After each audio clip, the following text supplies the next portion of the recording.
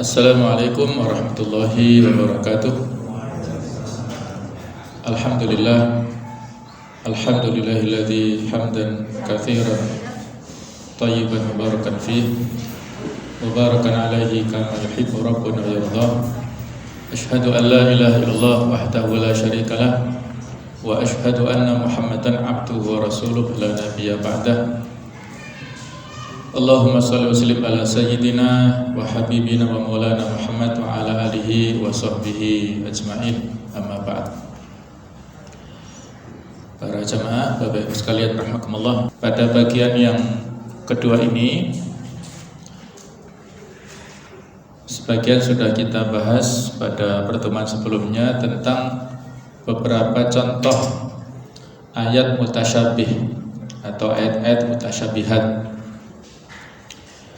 seperti yang difirmankan Allah Ta'ala tentang Nabi Isa alaihissalam. Allah berfirman, innamal masihu Isa bin Maryam Rasulullah wa kalimatuhu alqaha ila Maryam wa ruhum minhu, yang artinya sungguh Al-Masih Isa putra Maryam itu adalah utusan Allah dan yang diciptakan dengan kalimatnya yang disampaikannya kepada Maryam dan dengan tiupan roh darinya. Juga di surah Al-Imran ayat 55, idz qala Allahu ya Isa inni mutawaffika wa rafi'uka ilayya. Ingatlah ketika Allah berfirman, hai Isa, aku mengambilmu dan mengangkatmu kepadaku. Jadi ini contoh bahwasanya ayat-ayat seperti ini perlu adanya penafsiran dan dikembalikan kepada yang muhkamat. Kalau di sini ada semacam syubhat apabila bagi yang tidak memahaminya, seolah-olah ya ada kata-kata ruh wa ruhum minhu, sehingga orang-orang Nasrani menyebut Trinitas, ada Tuhan Bapa, Tuhan Anak, dan Tuhan Roh Kudus itu. Nah, hal-hal yang seperti ini dikembalikan kepada ayat-ayat yang muhkamat, yang betul-betul tegas, yang menunjukkan tentang kerasulan Isa ibnu Maryam.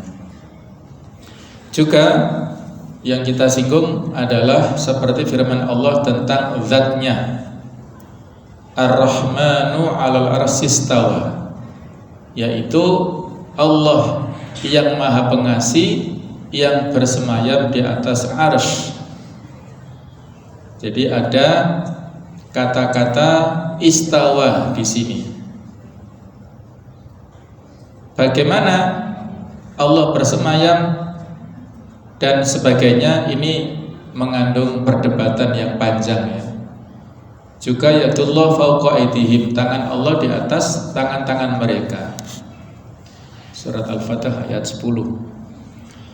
Apakah dalam hal ini kita memaknai kata-kata istawa sebagaimana apa adanya, yang artinya secara harfiah adalah bersemayam, ataukah kita artikan dengan makna yang lainnya, seolah-olah ini adalah makna majazi. Demikian pula dengan kata-kata tangan Allah. Maka pada pertemuan ini akan saya sampaikan perbedaan pendapat di kalangan ulama tentang pencikapan terhadap sifat-sifat Allah Subhanahu wa Ta'ala, yang dalam hal ini ada perbedaan yang sangat krusial ya, yang perlu untuk kita pahami bersama. Nah, jamaah sekalian, tentang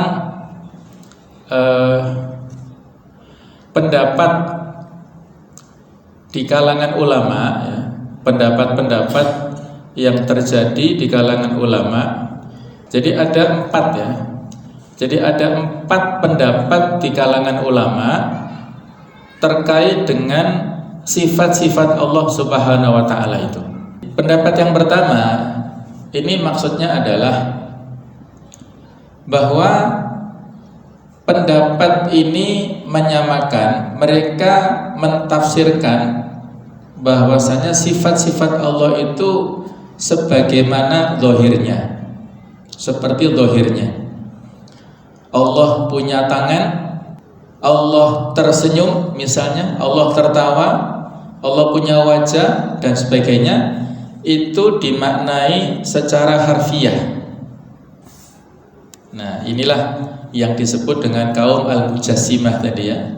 Jadi kaum yang menisbatkan jism kepada Allah Ta'ala. Allah itu seperti ya manusia, seperti makhluk, punya tangan, punya wajah, kemudian datang, tersenyum, kemudian juga Allah marah dan sebagainya. Itu digambarkan seperti seorang makhluk, nah, bahkan seperti syekh atau seperti orang tua dan lain sebagainya. Ini pendapat yang batil ya, pendapat yang sesat, pendapat yang tidak sesuai dengan ayat Al-Quran. Laisa kamitslihi syai'un, Allah tidak bisa disamakan dengan segala makhluknya sesuatu pun ya. Jadi inilah makhluk yang disebut pendapat adalah mujassimah atau musyabbihah. Mujassimah adalah memfisikan Allah, musyabbihah adalah menyamakan Allah seperti makhluknya. Ini pendapat yang batil ya, pendapat yang sesat. Karena ya mereka memaknai harfiah tadi itu ya. Padahal belum tentu apa yang terjadi kesamaan makna, kesamaan nama mengandung kesamaan makna. Itu belum tentu. Jangankan antara khaliq dengan makhluk, antara makhluk saja itu kesamaan nama dalam hal fisik tertentu tidak menunjukkan kesamaan makna. Manusia punya kaki, binatang juga punya kaki kan? Tapi kaki manusia dengan kaki binatang jauh berbeda.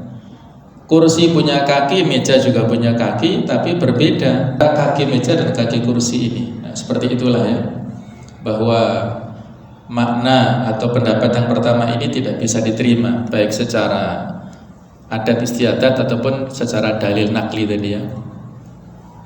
Kemudian pendapat yang kedua ya, ini adalah mu'attilah. Jadi pendapat mu'attilah, at-talab ma'ani hadhil alfat ala ayyi wajhin. Jadi pendapat mu'attilah itu maksudnya adalah pendapat yang melakukan penolakan, menafikan apa yang ada disebutkan tentang sifat-sifat Allah. Jadi Allah dikuatkan atau disebutkan yadullah fawqa aydihim tadi ya. Tapi pendapat ini menolak, tidak bisa menerima. Kemudian misalnya Allah punya wajah, juga mereka menolak. Mereka punya maksud bahwasanya Allah tidak sama dengan makhluknya. Ketika menisbatkan sifat-sifat itu kepada Allah, berarti mengandung konsekuensi Allah seperti makhluknya. Nah, itulah alasan ataupun latar belakang dari munculnya pendapat yang kedua ini adalah pendapat mu'attilah. Nah, sedangkan yang ketiga itu adalah madhabus salaf ya. Jadi madhabus salaf itu adalah al-itsbat, penetapan ya. Mereka mengatakan nu'minu bihadhil ayat wal ahadits kama waradat. Kita imani ayat-ayat dan hadis tentang masalah sifat-sifat itu sebagaimana apa adanya. Tidak ditakwilkan ya, tidak dipindahkan atau tidak diartikan sebagaimana apa yang sebenarnya. Jadi mereka mengimani arsy ya sebagaimana apa adanya. Kalau tadi Ar-Rahmanu 'alal arsy istawa, jadi mereka mengimani Allah istawa 'alal arsy, berarti Allah istawa bimana istaqarra. Jadi Allah bersemayam menetap di atas arsy. Nah, itulah madhabus salaf, mereka menetapkan apa adanya, tidak ada unsur-unsur merubah dari makna yang sebenarnya kepada makna yang lain-lainnya. Itulah madhabus salaf. Yang keempat adalah madhabul khalaf. Jadi madhabul khalaf itu adalah mereka dalam memposisikan ayat-ayat terkait dengan sifat-sifat Allah ataupun hadis itu adalah dengan menggunakan memposisikan seperti lafaz-lafaz yang majazi, lafaz yang mengandung kiasan. Jadi ketika mereka mengartikan yadun berarti kudrah misalnya ya, kekuatan. Mereka mengartikan kursi misalnya itu adalah kekuasaan. Jadi kalau ayat yang kita baca wasi'a kursiyuhus samawati wal ard, kursi Allah itu meliputi langit-langit dan bumi. Kalau madhabus salaf itu adalah kursi, kita maknai kursi apa adanya dan tidak bisa dideskripsikan. Nah, sementara kaum madhabul khalaf ini adalah memaknai kursi sebagai sebuah kekuasaan. Nah, itu ya perbedaan antara madhabus salaf dan madhabul khalaf. Apa madhabus salaf itu? Salaf itu artinya adalah yang terdahulu ya. Kalau dalam pendekatan ulama hadis, bahwasanya madhabus salaf itu adalah ulama mutaqaddimin ya. Ada sebuah hadis yang bersifat umum, khairun nasi qarni tsummal ladzina yalunahum tsummal ladzina yalunahum. Sebaik-baik abad itu adalah abadku, yaitu generasi sahabat. Kemudian yang datang sesudahnya yaitu generasi tabi'in, dan yang datang sesudahnya yaitu generasi tabi'ut tabi'in. Mereka inilah tiga generasi awal yang diberikan rekomendasi oleh Rasulullah SAW sebagai umat yang terbaik, yaitu generasi sahabat, tabi'in dan atba'ut tabi'in. Dan mereka inilah disebut dengan as-salaf kalau dilengkapi as-salafus sholih, yaitu tiga generasi pertama yang disebut dalam ilmu hadis ulama mutaqaddimin, ulama yang datang lebih dahulu. Kemudian generasi al-khalaf itu adalah generasi pada abad keempat dan seterusnya, yaitu generasi yang sesudah para atba'ut tabi'in. Itu ditinjau dari sisi waktu ya.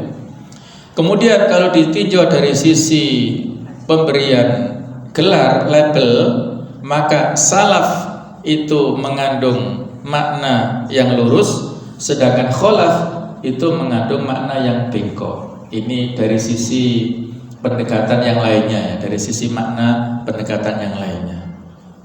Nah, jadi kalau misalnya tadi ya dalam hal istawa ya di surat Toha ayat yang kelima tadi, maka menurut madhabus salaf kita imani apa adanya sebagai makna harfiah apa adanya. Dan ketika suatu saat Imam Malik ditanya oleh salah seorang muridnya tentang kaifa istawa Rabbuna alal arsh, bagaimanakah bersemayamnya Rabb kita di atas arsy, maka Imam Malik dalam hal ini memberikan 4 jawaban yang ini bisa kita jadikan sebagai paduan untuk kias ya, kita kiaskan untuk menjawab pertanyaan tentang sifat-sifat Allah yang lainnya. Imam Malik mengatakan al-istiwa'u ma'lum, tentang istiwa bersemayam itu sesuatu yang diketahui. Wal kaifiyatu majhul, tentang bagaimana tata cara Allah bersemayam itu adalah sesuatu yang tidak diketahui, yang majhul. Majhul lawan daripada maklum. Wal imanu bihi wajib, mengimaninya itu adalah kewajiban. Mengimani bahwa Allah istawa alal arsh itu adalah wajib. Yang keempat, wassu'alu anhu bid'ah, menanyakan tentang masalah ini adalah sesuatu yang bid'ah, sesuatu yang tambahan yang baru yang tidak pernah dilakukan oleh para ulama kita dulu ya, para salafus saleh tidak pernah mempertanyakan tentang masalah ini. Inilah jawaban Imam Malik terhadap pertanyaan dari salah seorang muridnya tentang masalah kaifa istawa Rabbuna 'alal arsy. Bagaimanakah Allah bersemayam di atas arsy? Nah, itu juga bisa kita kiaskan tentang masalah yadun tadi ya, yadullah fawqa aydihim. Tentang tangan Allah di atas tangan mereka. Bagaimana tentang tangan? Nah, jadi kita jawab al-yadu maklum, tangan itu maklum. Wal kafiyatu majhul, tentang deskripsinya bagaimana tangan Allah itu majhul, sesuatu yang tidak kita ketahui. Mengimaninya itu wajib, mempertanyakannya adalah bid'ah. Begitu pula tentang sifat-sifat yang lain ya, misalnya wajah rabbuka wal malaku saffan saffa, dan datanglah Allah Ta'ala nanti pada hari kiamat. Pada saat itu malaikat dalam kondisi berbaris secara rapi. Nah, bagaimana tentang kaifa maji'u rabbina, bagaimana kedatangan Allah nanti pada hari kiamat? Apakah seperti, mohon maaf, kedatangan presiden yang disambut oleh menteri-menterinya? Ya, nggak boleh seperti itu. Ya, jauh ya, kita tidak boleh membayangkan yang seperti itu. Jadi tentang kedatangan itu sesuatu yang maklum, tata caranya majhul, mengimaninya wajib, mempertanyakannya bid'ah. Kita jawab seperti poin-poin yang disampaikan oleh Imam Malik itu ya. Nah, itulah panduan yang bisa menjadi ya dalil ya bagi kita semuanya untuk memilih mana antara madhabus salaf dan mana madhabul khalaf ya. Jamaah sekalian, antara madhabus salaf dan khalaf ini sebenarnya ada titik temu dan ada pemisahnya ya. Jadi titik temunya ittafaqal fariqani ala tanzihillah tabaraka ta'ala anil mutasyabiha li khalqihi.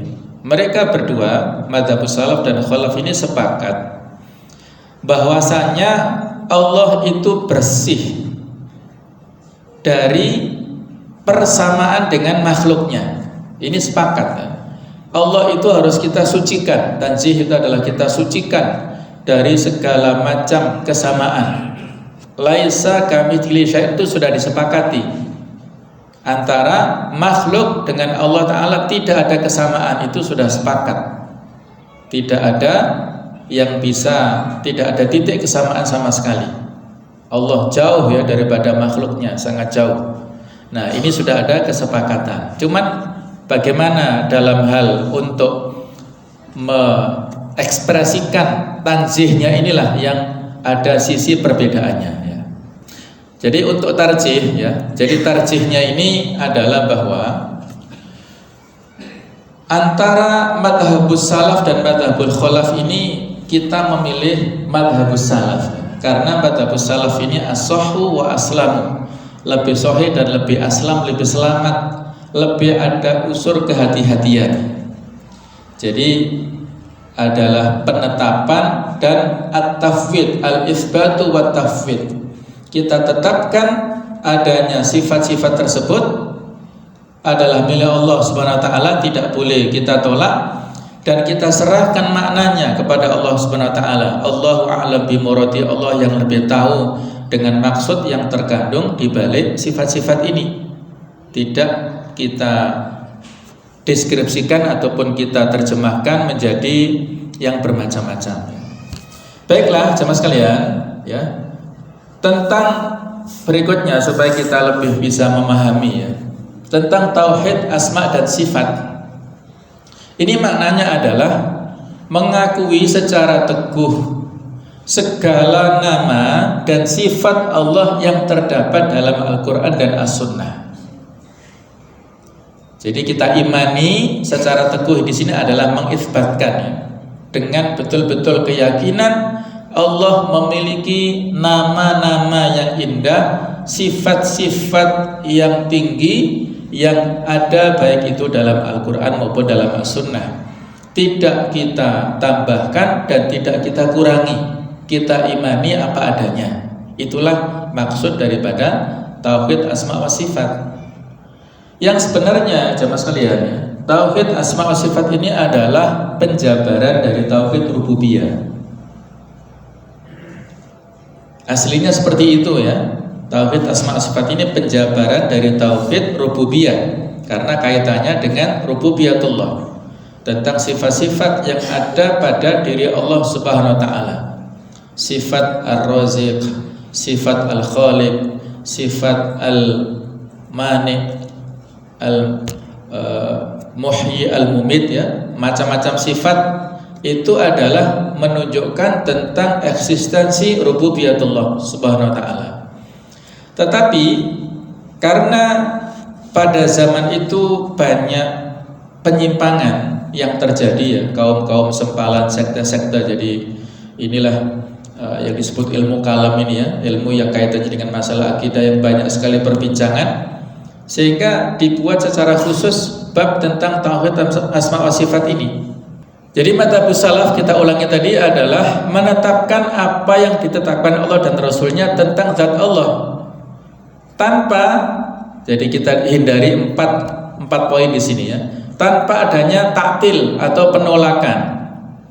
Kemudian yang kedua, tanpa adanya penyimpangan. Kalau taktil tadi kan mu'attilah tadi, ya, Allah punya tangan ditolak, Allah punya wajah ditolak, itu adalah tidak boleh, ya, itu adalah bukan ahlu sunnah, bukan madhabus salaf maksudnya, ya. Kemudian tahrif itu penyimpangan. Kalau ekstrimnya seperti yang dilakukan oleh orang-orang jahiliyah dulu, mereka mempelesetkan nama-nama Allah Ta'ala dengan nama-nama berhala. Ada Lata, itu pelesetan dari Al-Ilah. Ada Uzza, pelesetan dari Al-Aziz. Ada Manat, pelesetan dari Al-Mannan. Nah, itulah tahrif, ya, penyimpangan-penyimpangan yang mereka lakukan. Kemudian tamtsil atau tasbih, penyerupaan antara Allah dengan makhluknya. Ini adalah harus kita waspadai. Kemudian takyif, pendeskripsian dari kata-kata kaifa, menanyakan bagaimana tadi. Allah punya tangan, bagaimana tangannya? Allah datang, bagaimana kedatangannya? Allah itu misalnya bergembira, ya. Jadi ada satu hadis yang mengatakan Allah itu bergembira, dan lebih bergembira menerima taubat seseorang daripada ada orang yang kehilangan kendaraannya kemudian kembali dengan lengkap perbekalannya. Nah, kegembiraan Allah Ta'ala dalam menerima taubat seorang muslim yang habis melakukan dosa jauh melebihi daripada kegembiraan orang ini mendapatkan kendaraannya kembali. Nah, itu kan ada menisbatkan sifat gembira kepada Allah Ta'ala. Bagaimana cara atau deskripsinya? Nggak boleh, tidak boleh kita deskripsikannya dengan batasan firman Allah, laisa kamitslihi syai'un, tidak ada yang menyerupainya, wa huwas samiul basir, dan Allah yang maha mendengar lagi maha mengetahui. Penggalan ayat yang pertama, laisa kamitslihi syai'un, itu adalah menolak golongan mumatsil dan mukayyif, yang mana mereka ini menyamakan dan mendeskripsikan Allah Ta'ala. Sedangkan penggalan ayat yang kedua, wa huwas samiul basir, itu adalah menolak faham mu'attil dan muharrif. Mu'attil adalah meniadakan, kalau muharrif adalah melakukan pelesetan-pelesetan tadi. Nah, itulah, ya, yang kita hindari, ya, yang kita hindari dari bab ini. Jadi inilah yang perlu untuk kita waspadai bersama. Ketika kita menetapkan sifat Allah, kita tetapkan apa adanya, tidak kita tambahkan, tidak kita kurangi. Nah, kaidah-kaidah penting dalam memahami nama-nama dan sifat-sifat Allah. Yang wajib dalam memahami dalil-dalil Al-Quran dan As-Sunnah dalam nama-nama dan sifat Allah adalah membiarkan penunjukannya sesuai dengan zahirnya tanpa mengubahnya. Karena mengubahnya dari zahirnya adalah berkata atas nama Allah dengan tanpa ilmu, dan itu hukumnya haram, tidak boleh. Jadi memberikan tafsir, pengertian secara tidak zahir, dari makna zahir kepada makna yang menyimpang yang lainnya, itu adalah berkata atas nama Allah dengan tanpa ilmu. Nah, contohnya adalah penerapan di dalam firman Allah, bal yadahu mabsutatani yunfiqu kaifa yasha. Bahkan kedua tangan Allah itu terbuka, Dia memberi rezeki sebagaimana dia kehendaki. Nah, maka sesungguhnya zahir ayat itu, sesungguhnya Allah itu memiliki dua tangan yang hakiki, maka wajib menetapkan hal itu bagi dirinya. Maka jika ada yang berkata yang dimaksud dengan tangan adalah kekuatan, maka kita katakan kepadanya ini adalah memalingkan perkataan dari zahirnya, maka tidak boleh berpendapat demikian, karena itu termasuk berkata atas nama Allah dengan tanpa ilmu ya. Jadi memang agak rumit di sini ya, tentang memaknai secara harfiah dan secara penakwilan tadi ya.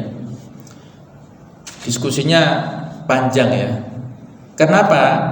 Kalau ini sekedar untuk, bukan maksud saya membingungkan, bukan ya, tapi supaya kita bersikap objektif juga ya. Nanti insya Allah pada tahap-tahap berikutnya akan kita jelaskan lebih detail lagi. Apakah betul madhabus salaf itu anti takwil? Itu nanti kita jelaskan lebih detail lagi ya. Ternyata ada sebagian kaum salaf yang juga mentakwilkan. Nah, itu juga harus kita ketahui ya. Ada ayat di dalam Al-Quran, was-sama'a banainaha bi'aidin. Nah, dan langit kami bangun dengan bi'aidin, dengan tangan-tangan. Nah, ini kan akhirnya harus secara jeli ya, kita coba untuk membandingkan. Di sini disebut dengan bal yadahu, yadahu itu dua tangannya. Kemudian yadullah di ayat yang sudah kita baca tadi, tangan Allah. Ini ayat yang lain bi'aidin, dengan tangan-tangan. Nah, inilah yang saya maksudkan tadi. Kalau kemudian kita samakan, ya, ini bukan kalimat saya tapi mengutip ya. Jadi memiliki dua tangan di sini. Ini juga menurut saya ya, ini sebagai kritikan dari yang kita sampaikan di sini supaya kita tidak terlalu taklid ya, tanpa memiliki pandangan yang luas ya. Ada ayat yang lain disebutkan bi'aidin. Nanti kita coba juga melihat bagaimana penafsirannya supaya kita lebih objektif dalam melihat dan menafsirkan ayat seperti itu, dengan tangan-tangan ya. Dan langit kami telah membangunnya dengan tangan-tangan. Nah, itu tangannya 3 dan lebih. Ya, bi'aidin kan banyak. Kalau di sini 2. Nah, Allah alam. Jadi di sini yang kita khawatirkan jangan sampai ya, mereka ini menuduh kaum yang isbat tadi itu seolah-olah seperti mujassimah, karena ada syubhat ya di kalangan sebagian kaum yang menuduh, mohon maaf ya, ada barangkali pernah kita dengar ya, tuduhan-tuduhan kepada Syekhul Islam Ibnu Taimiyah yang mereka menuduh beliau ini mujassimah, karena berita yang sampai kepada mereka tentang masalah istawa tadi, ketika Ibnu Taimiyah menjelaskan, ini berita yang tidak benar ya, tapi sudah sangat populer di kalangan mereka. Ketika Ibnu Taimiyah menjelaskan bagaimana Allah bersemayam di atas arsy, itu menyebutkan seperti bersemayamnya Ibnu Taimiyah di atas kursi, di atas mimbarnya. Kemudian bagaimana turunnya, seperti turunnya. Ini berita yang tidak benar. Sama sekali beliau tidak menyebutkan informasi seperti itu, tapi sudah terlanjur populer di kalangan masyarakat sehingga menuduh beliau sesat dan sebagainya. Ini sebagai informasi saja ya. Kemudian kaidah tentang asma Allah, nama Allah semuanya pada puncak yang paling bagus dan paling tinggi. Karena nama Allah itu mengandung sifat-sifat yang sempurna, tidak ada kekurangan padanya dalam segala sisinya. Dan nama Allah itu tidak terbatas dalam jumlah tertentu ya. Walillahil asmaul husna fad'uhu biha. Allah memiliki 99 nama. Itu bukan pembatasan, tetapi adalah penegasan. Allah masih memiliki nama yang indah. Ismullahil a'dzam ya, nama Allah yang agung. Allahu la ilaha illa huwal hayyul qayyum, itu nama Allah yang agung. Kemudian Allahumma inna nas'aluka bi anna nasyhadu annaka antallah, dan seterusnya, itu juga nama Allah yang indah ya. Jadi itu tidak terbatas pada jumlah tertentu. Kemudian nama Allah itu, ini penting juga terakhir ya, nama Allah itu tidak boleh ditetapkan dengan akal, akan tetapi ditetapkan dengan syariat. Syariat itu apa? Al-Quran dan As-Sunnah. Dan nama-nama Allah itu tauqifiyah. Jadi kita tidak boleh menisbatkan kepada Allah gelar-gelar tertentu yang tidak ada rekomendasi dari ayat Al-Quran ataupun hadis. Misalnya begini ya, kita mengatakan Allahu muhandisul alam, Allah itu arsitek dunia misalnya. Secara makna tidak salah, tetapi karena penyebutan itu tidak ada dalil ayat Qur'annya, tidak ada dalil hadisnya, maka menjadi bermasalah. Kita mengatakan memberikan nisbat memanggil Allah Ta'ala dengan tanpa rekomendasi dari ayat ataupun hadis. Ini ada unsur yang membahayakan ya. Jadi harus ada ketetapan dalam syariat, yaitu Al-Quran dan As-Sunnah. Karena pertanggungjawaban nanti di akhirat itu untuk kita sendiri. Kita tidak bisa, kenapa kamu begini? Saya ikut si fulan Ustaz. Apa misalnya ketika kita ditanya malaikat nanti, ikut taklid sana, nggak bisa. Pertanggungjawaban itu nanti pribadi-pribadi. Lebih baik kita hati-hati dalam persoalan akidah. Jangan sampai kita menetapkan segala nama-nama Allah Ta'ala yang tidak diberikan rekomendasi izin oleh ayat Al-Quran atau oleh hadis. Karena Allah dan Rasulnya yang maha tahu bagaimana cara memuliakan Allah. Allah yang maha tahu, Rasulnya yang lebih tahu bagaimana cara memuliakan Rasulullah. Allah dan Rasulnya yang lebih tahu.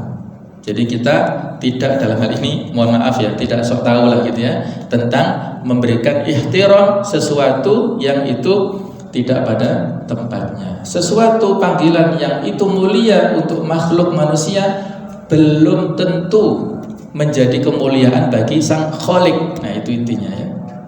Bisa difahami ya? Nah, bisa difahami ya, karena ini persoalan yang sudah sangat populer di masyarakat ya, tentang masalah panggilan-panggilan seperti itu. Ya monggo mereka dengan keyakinannya masing-masing ya. Tapi kita hendaknya lebih berhati-hati supaya kita tidak memanggil segala sesuatu dengan tanpa ilmu tadi ya. Kita cukup dengan memanggil, kenapa sih? Dengan nama-nama Asmaul Husna kan sudah cukup. Ya Allah, Ya Razzaq, Ya Rahman, Ya Rahim kan sudah cukup. Banyak sekali nama-nama. Kenapa kita tambahkan nama-nama panggilan yang lainnya yang kita sendiri ragu ya dengan benar atau tidaknya? Itu kan memang belum bisa dibuktikan ya. Pendapat kita itu yang paling kita ikuti, yang paling benar kan belum bisa dibuktikan sekarang. Nanti pembuktiannya baru di akhirat ya. Semuanya ini masalah ijtihadiyah, masing-masing punya argumen dan punya latar belakang. Tetapi saya kira itulah, supaya untuk kehati-hatian kita perlu menjaga lisan kita untuk memanggil nama-nama Allah dengan tanpa ilmu. Misalnya begini, wis opo jare sing ndek dhuwur, ya memang betul, tapi kenapa sih, apa beratnya, apa terserah Allah, apa beda, kenapa sih kita berat mengatakan Allah daripada opo jare sing ndek dhuwur misalnya, opo jare sing ngecat Lombok misalnya ya, opo jare sing ngecat Lombok. Ini kalimat sederhana yang sering sekali kita dengar. Opo jare sing ngecat Lombok itu siapa ya? Maksudnya kan Allah ya, kita tahu maksudnya, tapi mohon maaf ya, ini agak kritis ya. Memang Allah itu kita samakan seperti tukang yang suka ngecat-ngecat. Kan begitu akhirnya ya. Ada unsur tasbihnya yang perlu kita waspadai. Paham ya? Maknanya nggak salah, tapi ada unsur-unsur yang halus seolah-olah menyamakan Allah itu memiliki profesi seperti tukang cat. Ya. Allahu alam ya. Saya mohon maaf kalau itu bisa menjadi bahan-bahan renungan ya, yang mungkin ada yang bisa menerima langsung dan beristighfar karena sudah melakukan hal yang serampangan ya, tanpa ilmu mungkin ya. Allah alam, mohon maaf sekelas-kelasnya. Kita kembalikan al-haqqu min rabbik fala takunanna minal mumtarin. Kalau ada kebenaran datang dari Allah, dan kalau ada kesalahan maka itu karena kekhilafan dan kekurangan diri saya semata-mata. Subhanakallahumma bihamdik asyhadu an la ilaha illa anta astaghfiruka wa atubu ilaik. Wassalamualaikum warahmatullahi wabarakatuh.